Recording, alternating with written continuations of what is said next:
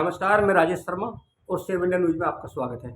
अगर मैं उत्तर प्रदेश की बात करूं तो उत्तर प्रदेश में 5वें चरण के चुनाव तक अभी तक 53 लोकसभा सीटें ऐसी हैं जहां चुनाव हो चुका। टोटल 80 लोकसभा सीटें हैं और अभी 2 चरणों का चुनाव बाकी है। 25 मई और 1 जून को यहाँ लास्ट चरण का चुनाव है। अभी तक अगर हम बात करें, अगर हम एक चरण से शुरू करें उत्तर प्रदेश का, तो उत्तर प्रदेश में 2019 के मुकाबले लगातार अगर हम वोट परसेंटेज की बात करें तो लगातार वोट परसेंटेज डाउन होता जा रहा है। और वो जो वोट परसेंटेज डाउन हो रहा है वो कहीं ना कहीं पॉलिटिकल लोगों की नींद उड़ा रहा है। खासकर बीजेपी की नींद इससे ज़्यादा उड़ी हुई है, क्योंकि 2019 में जिस उत्साह के साथ मतदान आम मतदाता ने किया, इस बार लग रहा है कि उस हिसाब से मतदान नहीं हुआ। अगर मैं कल जो 5वें चरण का 14 लोकसभा सीटों पर चुनाव हुआ, मैं एक बार उसके बारे में बताऊंगा, क्योंकि जो मेरे पास डाटा है, मैं 2009 से लेकर 2024 तक के मैं डाटा एक बार बताऊंगा दर्शकों को, ताकि पता चले कि कब कब जब मतदान कम होता है तो कौन बाजी मारता है, जब बढ़ता है तो फिर कौन बाजी मारता है। तो अगर मैं इन 14 लोकसभा सीटों की बात करूं, मैं लखनऊ की बात करता हूं। लखनऊ जब हम 2009 के लोकसभा चुनाव की बात करते हैं तो यहाँ 2009 में 35.56% मतदान हुआ था। जब 2014 की बात करते हैं तो यहाँ 53.2% मतदान हुआ। जब 2019 की बात करें तो 54.72% मतदान हुआ।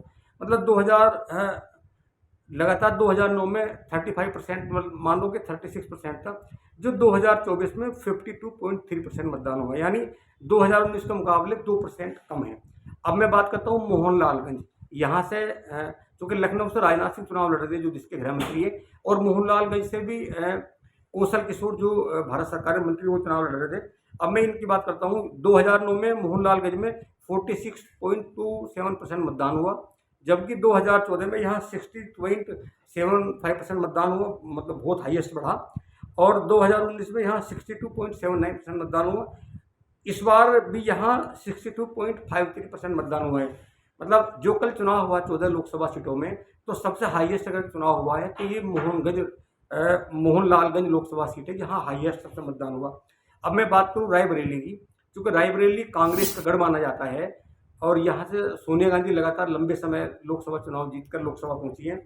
तो यहाँ रायबरेली में 48.33% 2009 में मतदान हुआ। 2019 में यहाँ 51.73% मतदान हुआ, जबकि 2019 में यहाँ 59% मतदान हुआ।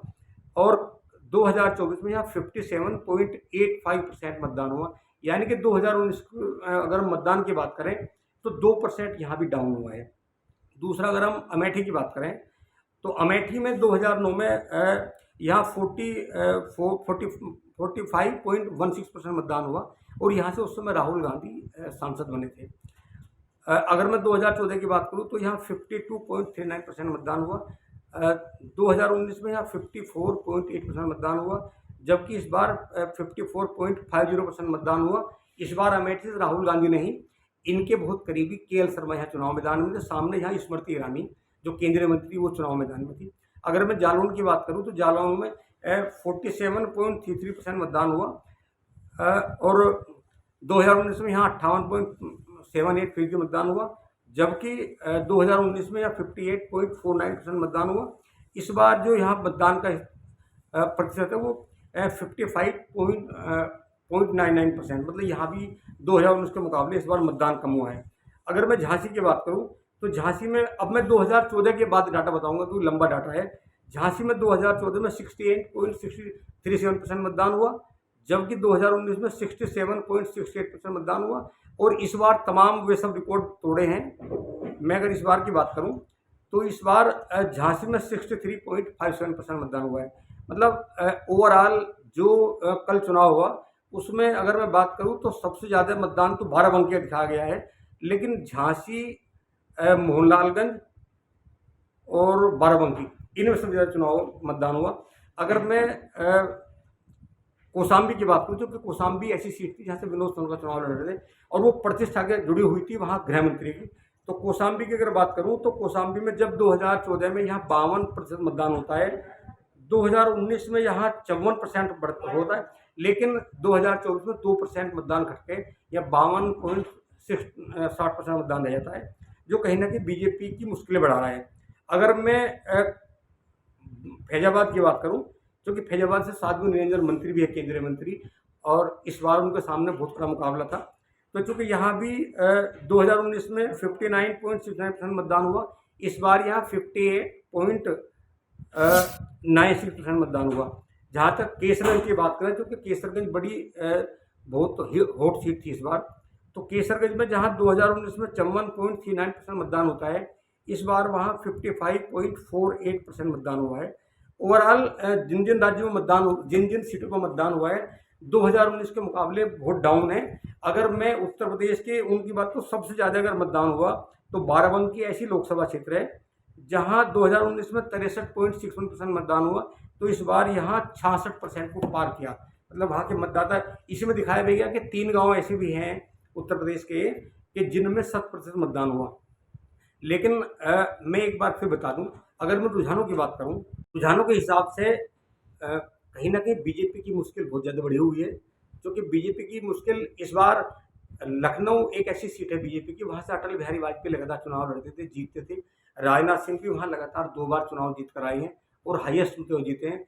लेकिन इस बार अगर मैं राजनीतिक पंडितों की बात मानूं तो इस बार लखनऊ में कड़ा मुकाबला राजनाथ सिंह, सपा और सपा गठबंधन, भाजपा और सपा गठबंधन का बहुत टाइट मुकाबला है, क्योंकि सपा के प्रत्याशी बहुत मजबूत माने जाते बताए गए हैं।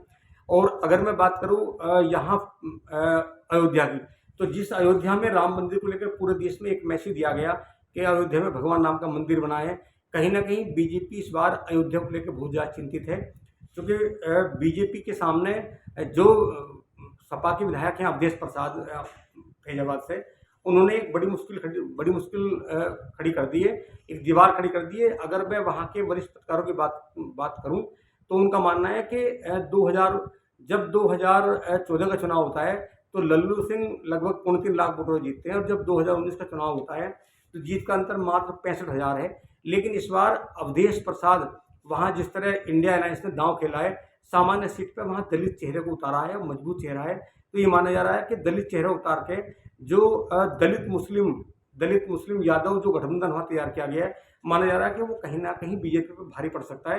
हालांकि क्लियर तो अभी नहीं कह सकते। जहाँ तक अमेठी का मामला है, तो इस बार अमेठी में बीजेपी को लग गया कि जब 2019 में स्मृति ईरानी कांग्रेस के उस समय अध्यक्ष रहे, राहुल गांधी को हराने में कामयाब रही, लेकिन इस बार राहुल गांधी के पीए के.एल. शर्मा के सामने कहीं ना कहीं स्मृति ईरानी फंसी हुई है, वो टाइट मुकाबला है। जहाँ तक रायबरेली का मामला है, तो लोगों का मानना है कि रायबरेली सीट, क्योंकि दिनेश प्रताप सिंह जब 2019 में चुनाव लड़े तो 2.25 लाख वोट से हारे थे, सोनिया गांधी जीत गई थी। लेकिन इस बार राहुल गांधी है, वहाँ उत्साह है, माना जा रहा है कि वहाँ जीतेगी कांग्रेस, बीजेपी को वहाँ हार का सामना करना पड़ सकता है, ऐसा लोग कहते हैं। हालांकि 4 जून को मतगणना होगी, उसके बाद पता चलेगा। कई ऐसी लोकसभा सीटें हैं इनमें कि जहाँ कहीं ना कहीं बीजेपी फंसी हुई है। हालांकि 4 जून को क्लियर होगा। तो आप लगातार देखते रहिए 7 इंडिया न्यूज। नमस्कार, मैं राजेश।